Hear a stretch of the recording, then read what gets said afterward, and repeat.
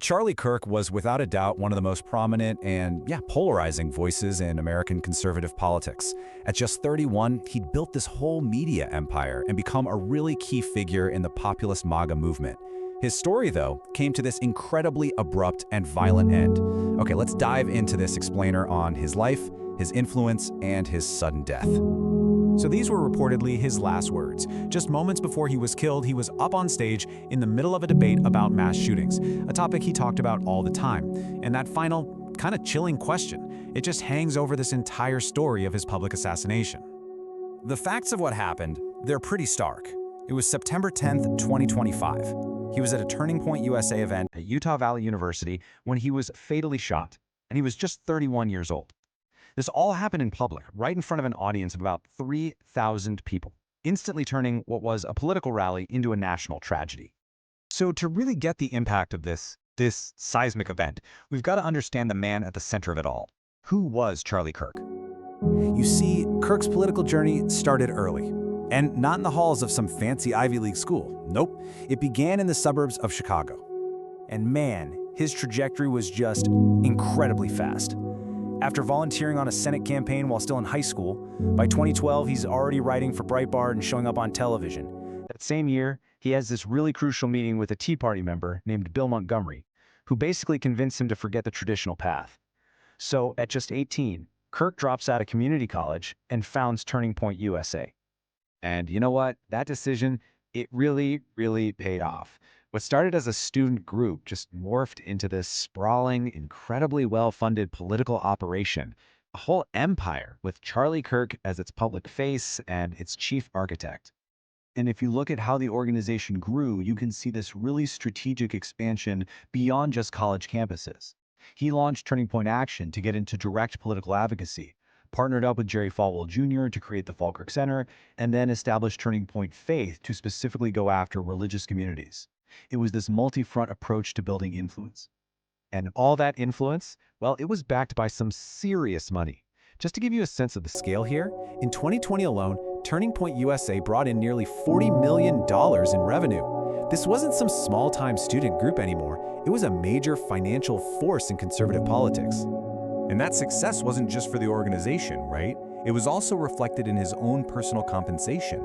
According to an investigation by ProPublica that's cited in the source, Kirk's salary jumped from an initial $27,000 to over $325,000 from his whole network of organizations in later years. It really shows how his personal fortunes just rose right alongside his political empire. Now, here's where things get really interesting. As Kirk's influence exploded, his public ideology, well, it went through this huge transformation. Over the years, his positions on key issues shifted dramatically, moving from a more kind of secular, libertarian-leaning conservatism to this really staunch Christian nationalist platform. And the shift is just, it's so stark when you put his statements side by side. Look at this. In 2018, Kirk is explicitly supporting the separation of church and state. But by 2024, his view had completely flipped. He was arguing that the country's problems were because it wasn't a Christian nation anymore, which is a core idea of Christian nationalism. You see the same thing with his rhetoric on LGBTQ issues. It hardened a lot. In 2019, sure, he held a traditional view of marriage, but he was arguing for including gay people in the conservative movement. Less than 5 years later, he's describing being gay as an error and directly citing a biblical passage that calls for the death penalty. So, as you can probably guess, this ideological shift came with a long list of controversies. Kirk became known for embracing conspiracy theories and for making statements that drew just widespread criticism, which we're going to cover here based on the source material. Yeah, Kirk became a key promoter for a whole bunch of falsehoods.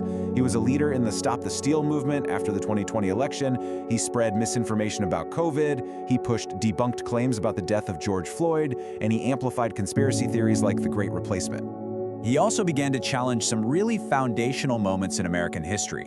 In December of 2023, he publicly called the landmark Civil Rights Act of 1964 a huge mistake.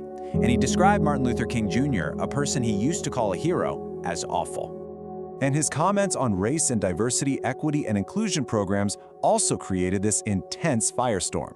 In January 2024, while he was criticizing DEI, he made this widely reported statement about seeing a black airline pilot.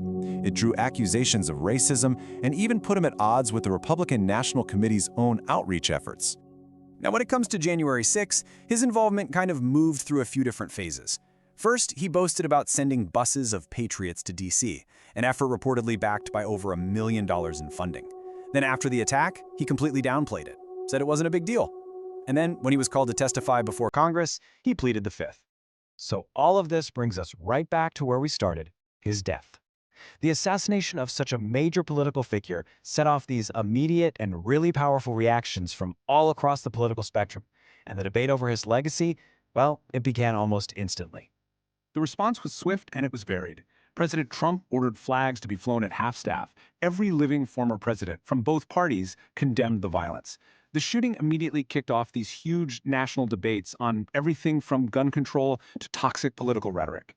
And at the same time, online, some extremists were calling for revenge. And then, in what was really a final, powerful statement on his impact, the day after he was killed, President Donald Trump announced that Charlie Kirk would be posthumously awarded the Presidential Medal of Freedom. That's the nation's highest civilian honor. So you go from a college dropout to a multi-million-dollar political force, from a secular conservative to a Christian nationalist. His journey was really a reflection of a very turbulent time in American politics. And so we're left with this question. What does the trajectory of a figure like Charlie Kirk, his rapid rise, his ideological evolution, and his violent end, what does it all reveal about the nature of our modern political movements?